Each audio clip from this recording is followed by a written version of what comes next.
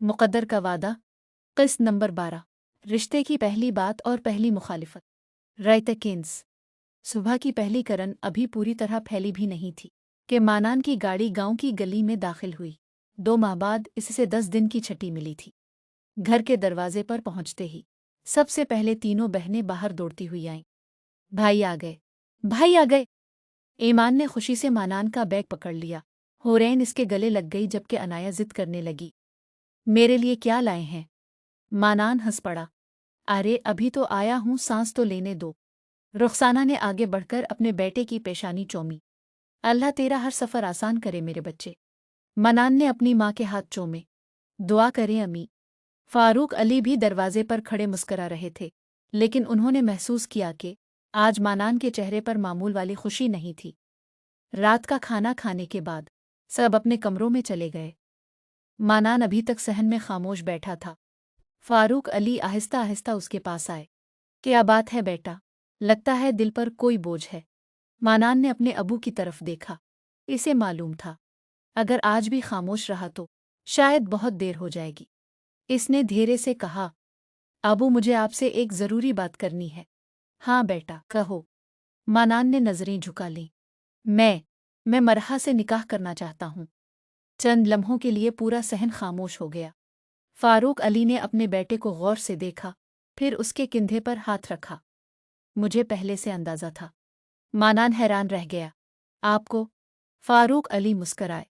बाप अपने बेटे की आंखें पढ़ लेता है। मानान की आंखें नम हो गईं। अबू अगर आप साथ ना देते तो शायद मैं कभी हिम्मत ना कर पाता।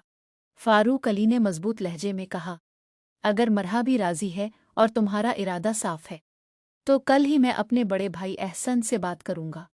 मानान ने बेइख्तियार अपने अबू का हाथ चूम लिया। अल्लाह आपको हमेशा खुश रखे। अगले दिन असर के बाद फारूक अली एहसन अली के घर पहुंचे। दोनों भाई हस्बे मामूल बैठक में बैठे चाय पी रहे थे। कुछ देर इधर उधर की बातें होती रहीं। फिर फारूक अली ने हल्की सी मुस्कुराहट के साथ कहा, भाईजान आज मैं एक रिश्ता मांगने आया हूँ। एहसन अली ने हैरत से पूछा, किसका?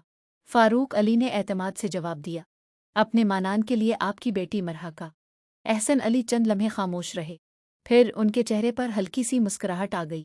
फारूक, अगर बात सिर्फ मेरी होती तो मैं आज ही हाँ कर देता। ये सुनकर फारूक अली के दिल में खुशी की लहर दौड़ गई। लेकिन अगले ही लम्हे दरवाज़ा खिला। रुखसाना अंदर दाखिल हुई। उन्होंने आखिरी जुमला सुन लिया था।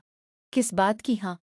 फारूक अली ने खुशी से कहा, मैं मानान के लिए मरहा का रिश्ता मांग रहा हूँ। रुखसाना के चेहरे का रंग फौरन बदल गया। इन्होंने सख्त लहजे में कहा, ये रिश्ता नहीं हो सकता। कमरे में खामोशी छा गई। फारूक अली ने हैरानी से अपनी बीवी की तरफ देखा। रुखसाना ने दो टोक अंदाज में कहा, मैं अपने अकलौते बेटे की शादी वहां नहीं करूंगी। फारूक अली ने समझाने की कोशिश की, लेकिन वजह तो बताओ। रुखसाना ने सिर्फ एक जुमला कहा, बस मेरी मर्जी नहीं। ये कहकर वो वहां से चली गईं। फारूक अली और एहसन अली एक दूसरे को खामोशी से देखते रह गए। दूसरी तरफ दरवाजे के पीछे खड़ी एक लड़की की आंखों से आंसू बह रहे थे। वो लड़की मरहा थी।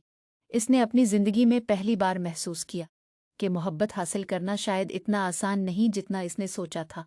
जारी है अगली क़िस्त नंबर 13। रुखसाना आखिर इस रिश्ते के खिलाफ क्यों थी? क्या इनके दिल में कोई पुरानी नाराज़ी छपी थी, या कोई ऐसा राज जिससे दोनों खानदान बेखबर थे? अगर मुक़द्दर का वादा आपको पसंद आ रही है तो अपनी राय ज़रूर कमेंट करें। Writer Keynes. बाज़ औक़ात मोहब्बत का सबसे बड़ा इम्तिहान दुश्मन नहीं, अपने ही होते हैं।